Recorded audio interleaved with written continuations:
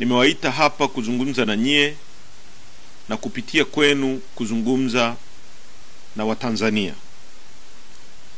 Ndugu wananchi wenzetu wa Tanzania, huu ni msimamo wa chama chenu, Chama cha Demokrasia na Maendeleo Chadema, kuhusu kilichoitwa uchaguzi wa tarehe 29 Oktoba mwaka 2025.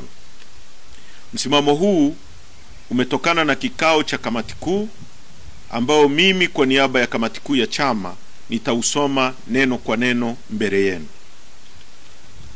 Msimamo wa Chadema kuhusu uchaguzi batili wa tarehe 29 Oktoba mwaka 2025 na kilichojiri baada ya hapo.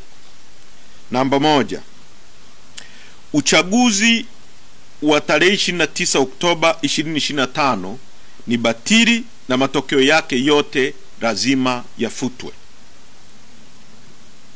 Uchaguzi mzima wa urais, ubunge na udiwani ni batili na hauna uhalali wowote kwa sababu ulifanyika chini ya ukiukwaji mkubwa wa sheria, haki na misingi ya demokrasia.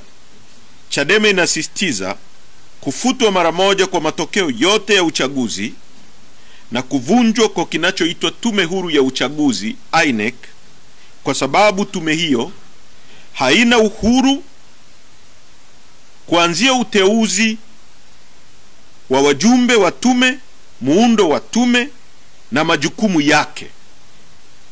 Chombo hicho hakina tena uhalali wowote na hakiaminiki na Watanzania kusimamia uchaguzi huru na wa haki.